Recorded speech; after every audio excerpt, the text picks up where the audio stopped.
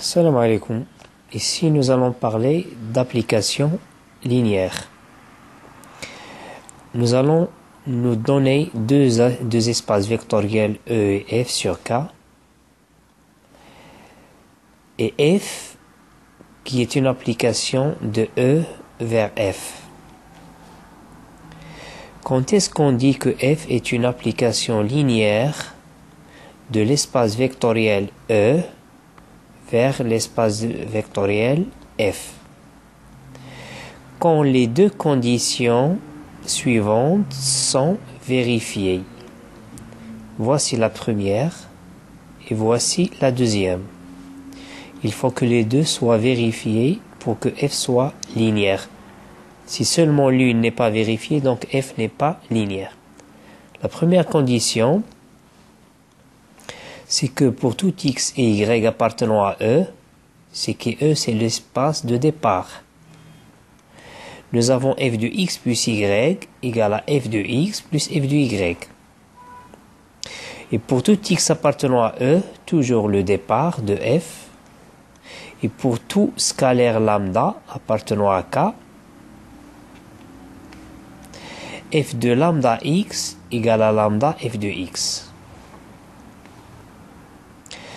Notons une première remarque, c'est que si f est une application linéaire, nous avons que f de 0 égale à 0. Bien sûr, le 0, c'est le 0 du départ. Et l'image ici, en tant que 0, c'est le 0 de l'arrivée. Nous allons appliquer ceci pour montrer que des applications ne sont pas linéaires. J'ai pris cette application qui va de l'espace R carré vers l'espace R, défini par l'image de chaque couple XY du départ, égale à ce que vous lisez ici. Montrons que F n'est pas une application linéaire, car elle ne vérifie pas ça. Si, pour l'occasion, f de 0 est différent de 0, donc f n'est pas linéaire. C'est ce que nous allons appliquer ici. Et du coup, f de 0, le 0, c'est le 0 bien sûr du départ. Donc c'est le couple 0, 0. C'est quoi son image d'après ce que vous lisez ici? F de 0, 0, donc le x va être remplacé par 0. Et le y ici par 0. Donc ça c'est 1 qui est différent de 0, du coup f n'est pas linéaire. Pour montrer, j'ai dit ici, pour montrer qu'une application f n'est pas linéaire, on a dit linéaire, ça veut dire qu'elle doit vérifier les deux conditions, ça et ça. Donc f n'est pas linéaire, ça veut dire que cette condition n'est pas vérifiée ou celle-ci n'est pas vérifiée. C'est ce que j'ai écrit dans cette remarque. Donc pour montrer que f n'est pas linéaire, on vérifie cette condition. Ça veut dire qu'il existe un x, y appartenant à E tel que f de x plus y différent de f de x plus f de y, ou on vérifie celle-ci, qu'il existe un x de E et un scalaire lambda tel que f de lambda x soit différent de lambda f de x. Alors là, je cite qu'il faut seulement, par exemple pour montrer la première, il existe un x, juste un contre-exemple suffit. Autrement dit, c'est pas la peine de parler de x et de y comme ça avec des lettres. Non, juste donner un contre-exemple. Je vais voir tout de suite après avec vous une illustration de ça. Pareil pour ça, un contre-exemple suffit. On va voir encore une illustration. J'ai pris cette application qui va de l'espace R carré vers l'espace R, qui est défini par f de x, y égale à x fois y. Ici, f n'est pas une application linéaire. Pourquoi? Donc, nous allons voir que cette condition, nous allons tenter avec cette condition-là. Bien sûr, vous pouvez tenter avec des valeurs de votre choix. Moi, j'ai pris par exemple le couple 1, 1. Et pour moi, le lambda, c'est 2. Ce qui fait, je vise ceci.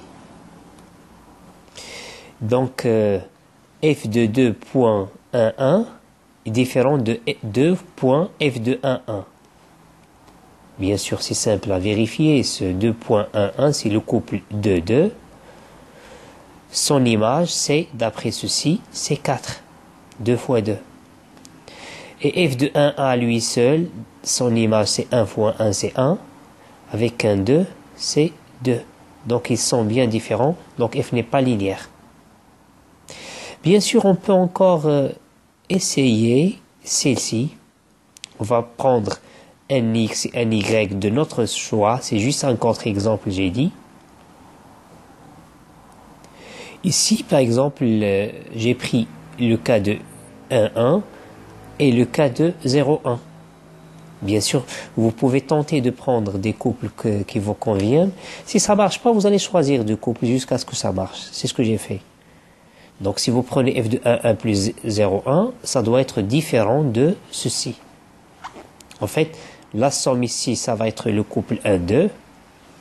Et f de 1,2, d'après la définition, c'est 1 fois 2 qui est 2. F de 1,1, c'est 1 fois 1 qui est 1. F de 0,1, c'est 0 fois 1 qui est 0. Leur somme étant 1 qui est différente de 2. Donc f n'est pas linéaire. Je rappelle, je vais me contenter soit de celle-ci ou de celle-ci. Donc c'est pas la peine de prendre les deux. Alors nous allons voir une autre caractérisation d'une application linéaire. Les deux propositions suivantes sont équivalentes. Dire que f est une application linéaire de E vers F, ça veut dire, et je rappelle brièvement, ça veut dire que vous avez ces deux conditions-là. Ça veut dire la même chose que ce que je suis en train d'encadrer. Donc, f est une application linéaire équivaut pour tout x, y appartenant à E et pour tout scalaire lambda, f de lambda x plus y égale à lambda f de x plus f de y. Moi, je conseille toujours d'appliquer celle-ci pour montrer qu'une application est linéaire. Donc, vous allez vérifier seulement une seule condition au lieu que deux qu'on venons de voir dans la définition. Commençons par un premier exemple. J'ai fixé un réel A et j'ai pris l'application f qui va de R vers R avec f de x égale à ax. Vous l'avez reconnu, nous l'avions vu au lycée. C'était appelé application linéaire ou fonction linéaire. Les gens qui avaient vu ça en arabe, vous l'aviez appelé dalla khattiya. Alors, nous allons montrer qu'il est effectivement une application linéaire avec la définition ou bien avec cette proposition-là qu'on vient de voir. Donc, nous allons montrer que c'est une application linéaire du l'espace de départ R, je l'injecterai ici, c'est R, vers l'espace d'arrivée R.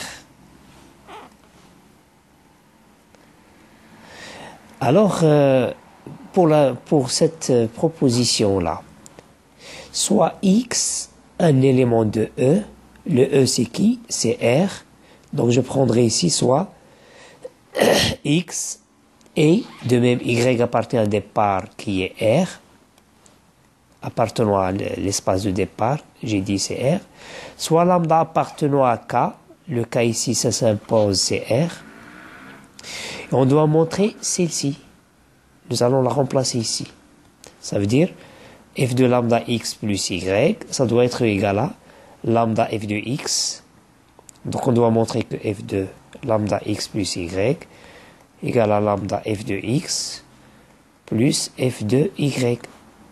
Alors, qu'est-ce que nous avons, nous? Nous avons f de x, par définition, c'est ax.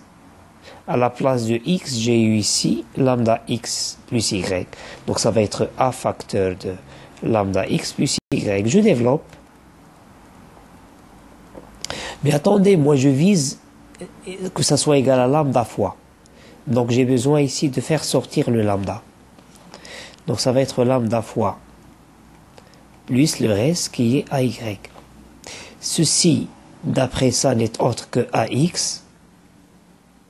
plutôt f de x, et ceci n'est autre que f de y. Du coup, vous avez c'est lambda f de x plus f de y. C'est ce qu'il fallait démontrer. Donc f linéaire. Je passe à un deuxième exemple. Cette fois-ci, f, c'est une application qui va de l'espace R carré vers l'espace R, défini par le couple f du couple xy égal à ce que vous voyez. Montrons alors que f est une application linéaire du le départ, c'est R carré, vers l'arrivée ici, c'est R. J'ai tenu à rappeler côte à côte ici la définition. Donc je prendrai un x qui va jouer le rôle de x ici, celui de départ. Ça doit être un couple. Donc soit xy, qui va jouer le rôle de y, c'est un autre vecteur de R carré, ça veut dire que ça sera un couple, je vais l'appeler par exemple x', y', appartenant à quoi? Départ, qui est R carré. Soit lambda appartenant à K ici c'est R, ça s'impose. Montrons que quoi? On va montrer ça. Mais attendez, c'est quoi sa traduction? Le petit x, on a dit, son rôle est joué par, et le petit y, son rôle est joué par le x', y'. Du coup, il s'agit de montrer que f2, lambda point xy plus x', y', ça doit être égal à lambda f de xy plus f de x', y'. C'est ça ce que je veux montrer. Alors, commençons par ceci. Ceci, il est ici. Ce couple-là, ça va vous donner ce que vous voyez, c'est clair. Nous, on a f d'un couple xy égal à 3x plus 2y. Maintenant, qui va jouer le rôle de x ici? C'est cette quantité-là. Du coup, je vais avoir 3 fois x, ça veut dire que je vais avoir 3 facteurs de 3x plus lambda x plus x', plus 2y. Mais qui joue le rôle de y? C'est la deuxième composante qui est ici, ceci. Ce qui fait que je vais avoir plus 2 facteurs de lambda y plus y'. Je développe.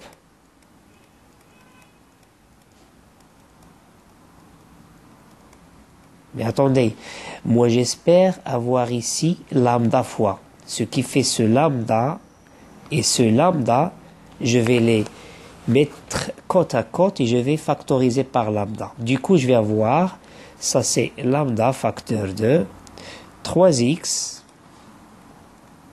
plus 2y plus le reste. C'est qui le reste? C'est ce que vous êtes en train de lire. Maintenant, cette quantité-là, c'est quoi? D'après ceci, c'est f de xy. Et celle-ci, d'après ceci, c'est 3x' plus 2y', c'est f de x', y'. Bien sûr, avec un lambda à côté. Ça, c'est ce qu'il fallait démontrer. Il est où? C'est en fait ici. C'est ça. Donc, je dirais tout simplement ce qu'il fallait démontrer. Donc, f est linéaire.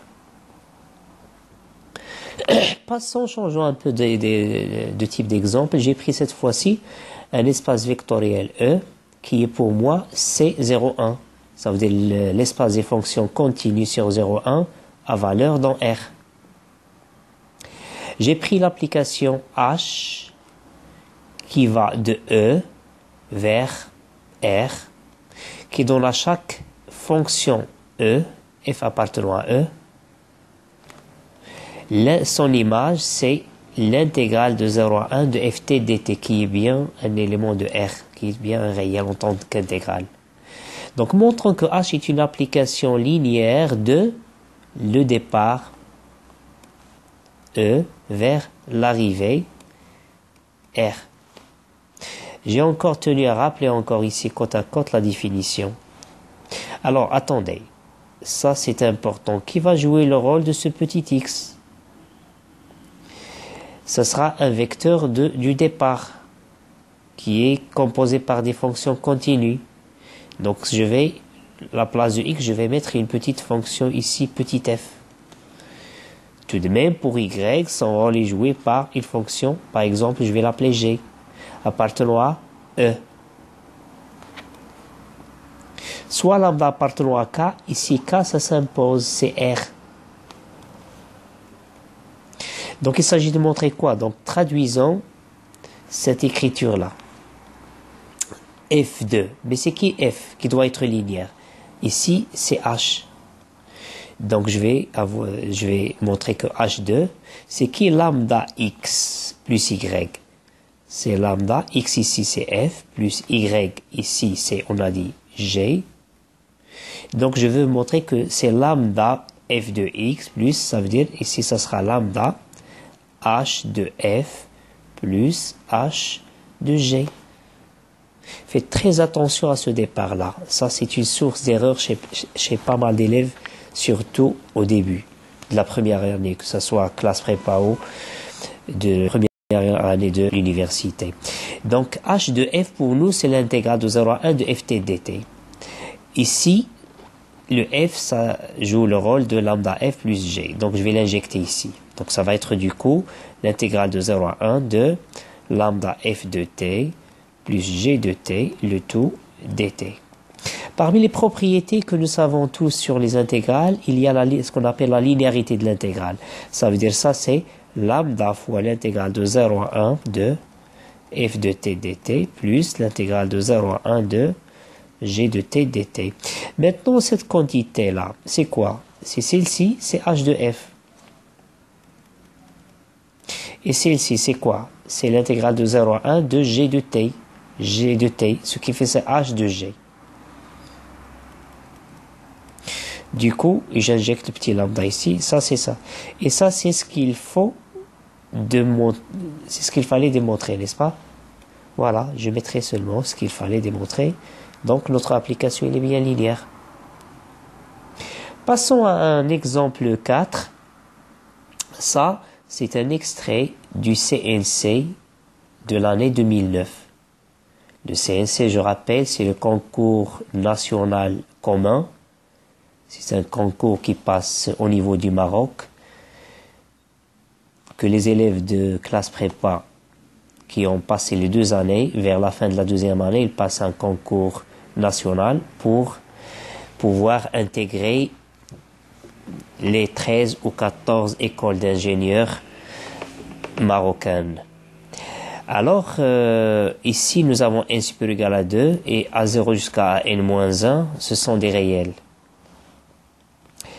Considérons l'application, je l'ai appelé petit f, en fait, on l'avait appelé, c'est dans le concours, qui va de l'espace de départ Rn-1 de x vers l'espace R puissance, voyons, ensemble, ça va être quoi? Je ne veux pas l'écrire, on va l'écrire ensemble.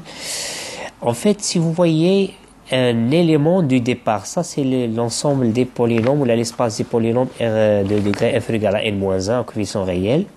Ce qui fait un élément de cet espace, ça va être un polynôme. Donc, c'est quoi f de ce polynôme-là? C'est P de A0, le A0 jusqu'à N-1 que nous avions pris tout à l'heure, c'est P de A0, virgule, etc. jusqu'à P de A-N-1.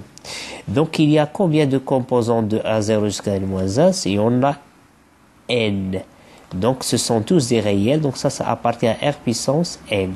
Donc, l'espace de départ, c'est ça. L'espace d'arrivée, c'est R puissance N. Il s'agit de montrer que F, il est une application linéaire de quoi vers quoi? Bien sûr, de cet espace-là, de Rn-1 x vers l'espace d'arrivée Rn. Bon, fin de l'extrait. Maintenant, passons à la solution. Qui va jouer le rôle de x ici, qui est censé un vecteur de l'espace de départ, qui est constitué par des polynômes. Donc, ça doit être un polynôme P. Donc, je mettrai ici soit P et Y. Ça doit être encore un autre polynôme que j'injecterai ici. Et Q appartenant à E. E pour nous, c'est l'espace de départ. Donc, appartenant à R, N-1 de X. Soit alpha appartenant à K. C'est qui K ici? C'est, ça s'impose, c'est R. Montrons que, ici, sa traduction c'est F2, parce que F c'est notre encore application F, ici. Lambda X, qui joue le rôle de X, on a dit, c'est P. Le rôle de Y, c'est Q. Donc il s'agit de montrer que ça c'est, et ceci, si je l'injecte ici, ça sera lambda F de P plus F de Q. Attendez, F de P, c'est ce énuplet là.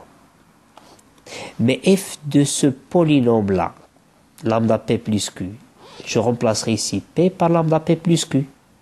Du coup, ça va être ce énuplet qui est qui? Lambda, regardez, lambda P plus Q. Donc, ça sera lambda P plus Q, le tout de A0.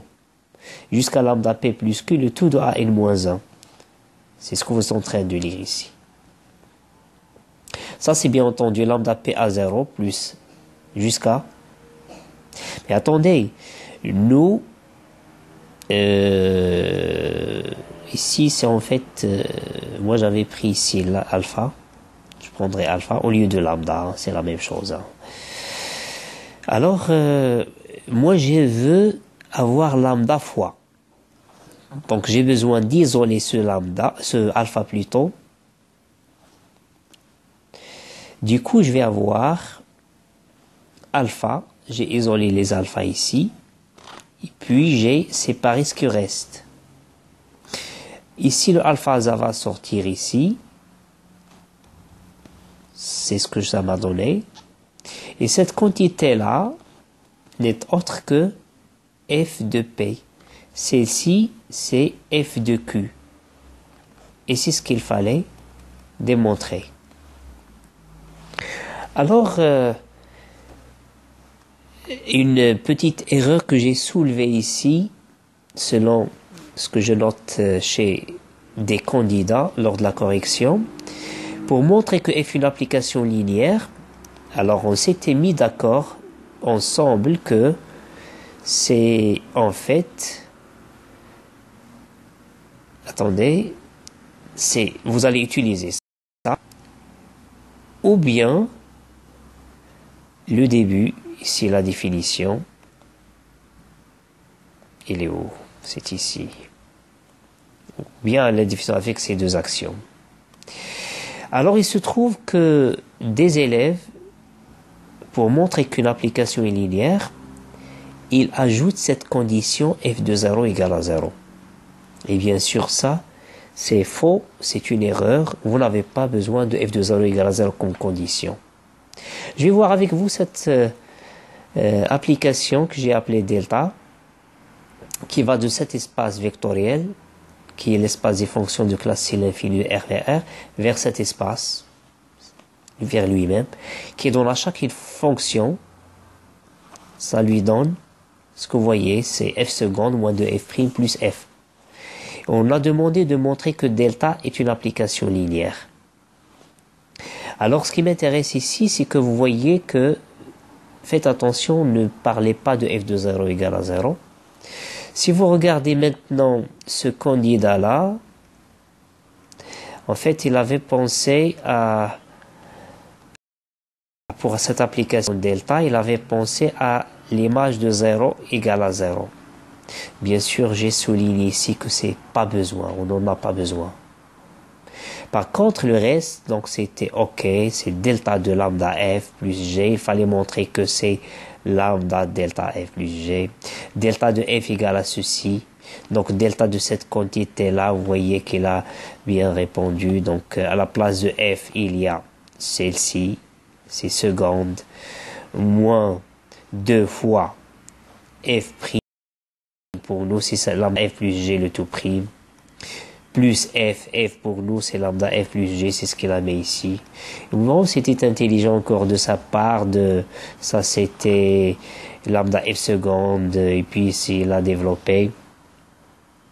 Puis il a séparé, à part les termes qui comportent le lambda. Pourquoi? Parce qu'il a voulu factoriser par lambda. Pourquoi? C'est juste pour... lambda facteur, et cette quantité, ça sera delta de f, plus le reste, bien sûr, c'est delta de g, et ceci, c'est ce qu'il fallait démontrer pour montrer que delta est linéaire. Je vous remercie et à la prochaine vidéo.